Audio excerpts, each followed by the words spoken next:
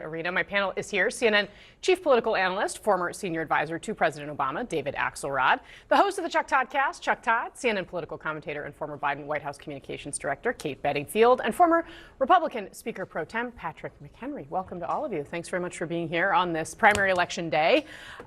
Congressman, this is a story we seem to be rinsing and repeating as we sit here and look at how these primaries are playing out when the president starts to get involved. This is when he got involved in pretty late, right? People were asking him to do it earlier. It seemed a little bit like the writing was on the wall. Is there any chance that Cornyn keeps this seat? Unlikely.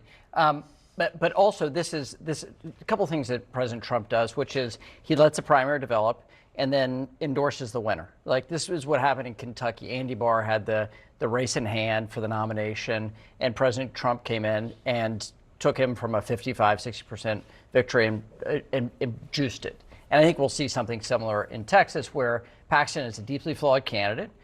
There have been, I don't know what the final tune of dollars spent defining this, and yet he's going to still win the Republican primary or runoff in Texas. This is a problem.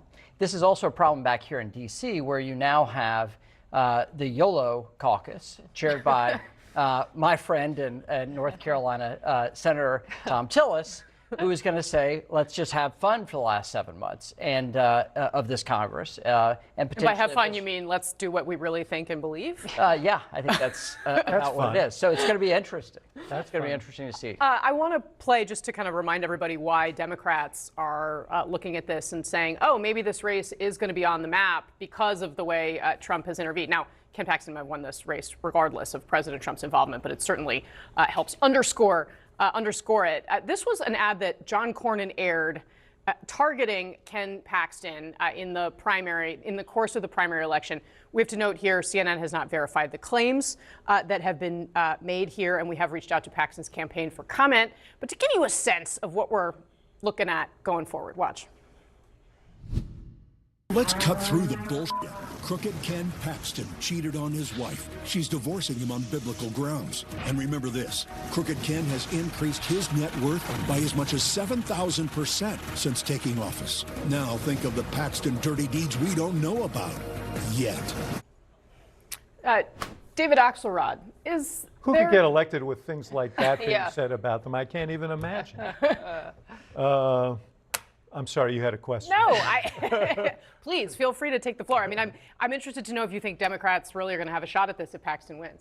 Well, look, it is interesting. He's been hit with like $100 million of negative media. So the question, the problem for Tallarico, the Democrat candidate, who's very, very talented, is he's also unknown to a lot of voters. So whatever they hear about him, even if it doesn't compare to this, is going to be new information. And the Paxton PAC turned around. I mean, I think they're confident of a landslide, and they turned around and started running a 60-second ad against Tallarico that kind of unloaded on him. And it seems in part aimed at, well, it's not, it's aimed at making him look not just left-wing, but weak.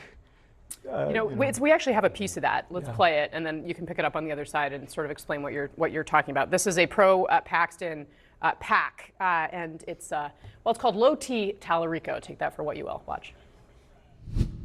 God is non-binary. It is now existential that we try to reduce our meat consumption. The American flag is such a complicated symbol for most of us. Prophetic voices like Jesus have helped me reckon with my own whiteness, my own masculinity. The Democrats have a weird candidate. Low T Tallarico, too weak for Texas. Yeah, man. I mean, we'll have to, I don't know how much we want to conjecture about what low T means, but I think this was heavy with inference, and I think there's a target. I think Hispanic voters are one big target for this, because one of the things that the Republicans have to worry about there is their Hispanic support has fallen way off, and that is what gives Democrats hope. And so, we'll see. I will tell you this, there are states when you are on in a party where you say, we've never won that in 20 years, 30 years, but this year we think we can do it, and it often turns out to be fool's gold. I think Tallarico's talented. They could win that race. I wouldn't put it in the top pantheon of surprises that I expect in November. Well, I'll say this. The best Senate campaign committee chair the Democrats have had the last 10 years has been Donald Trump. Right? You know, they got the Senate in 2020 because of Donald Trump and how he mismanaged the runoffs and handed in the Senate. They held the Senate in 2022 because of Donald Trump and his eye for talent and people that he decides to endorse. And it looks like now he's trying to take what is a Republican majority and make it as vulnerable. Realistically, it should be a really tough year for Democrats. In general, and he's now making it harder. This is going to be, Paxton being the nominee is going to cost somebody money. Is it Michael Whatley in North Carolina? Does it cost him money? Is it going to cost John Husted money in Ohio? Is it going to basically, do they pull their targeting of New Hampshire? I mean, the amount of money they're going to have to unload on Tallarico, because this committee does not want to run a single ad promoting Ken Paxton. They haven't done it yet, but they're going to drop the anvil on Tallarico. Right. He's going to find out what carnivores are. There is going to be, it is going to, and it may work. I'm with David. There may be Democrats just may have a numbers problem at the end of the day in Texas, where we know they can get to 48 because Beto O'Rourke got to 48.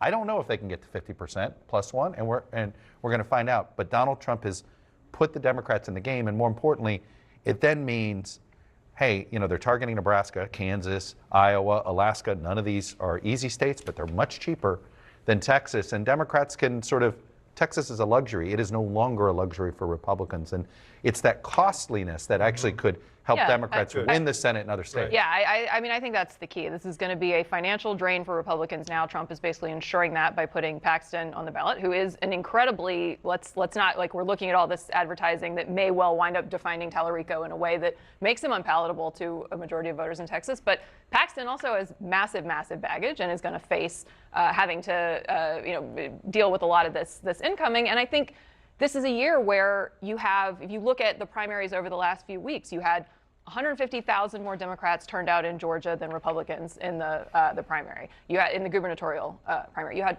450,000 more Democrats turned out in Pennsylvania a couple of weeks ago than Republicans. There is an enormous amount of energy, and I think a candidate like Paxton, while I tend to agree that it is unlikely that a Democrat wins a Texas Senate seat, the amount of money Republicans are going to have to spend is significant. And by the way, there's also been reporting, that Abbott is telling people privately that he's concerned about his race. So there is Tallarico anxiety is a monster, has become a monster fundraiser himself, and he will have.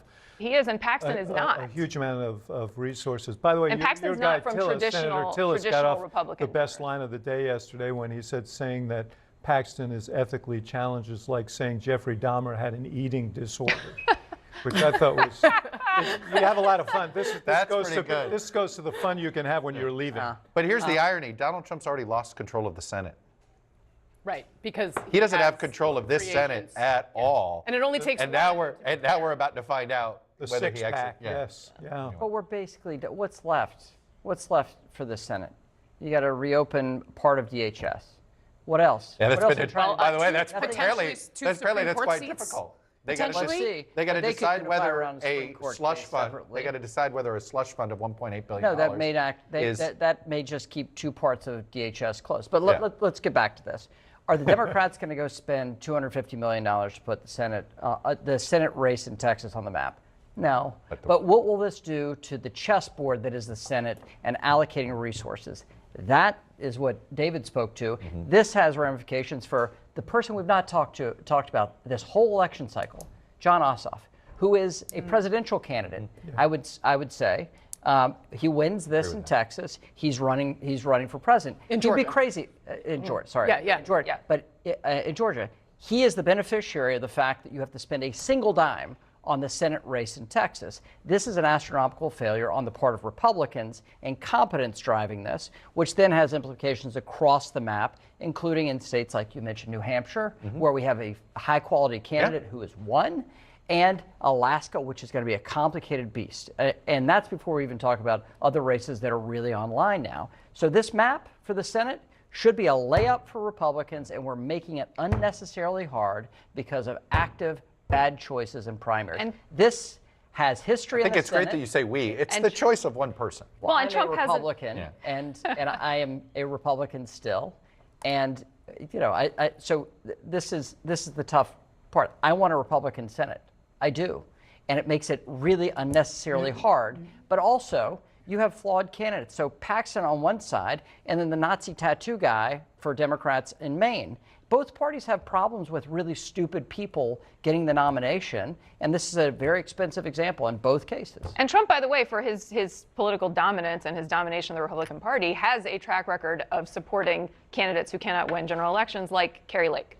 And so I think there's no question that he has the iron grip. He still has the iron grip. Now we'll see what there's a specific detail on that I'm obsessed with, which is election deniers in general, which is who he ends up endorsing. If there's a choice between an election denier and a non-denier, he goes with the election denier. Yeah, because they're a Trump. Every swing state has rejected election denier nominees, right? Yeah. Georgia did, Arizona did, Wisconsin has, right? Yep. Because Ron Johnson always walked the line. He didn't do it. He actually knew, I'm in a swing state. I can't go over there.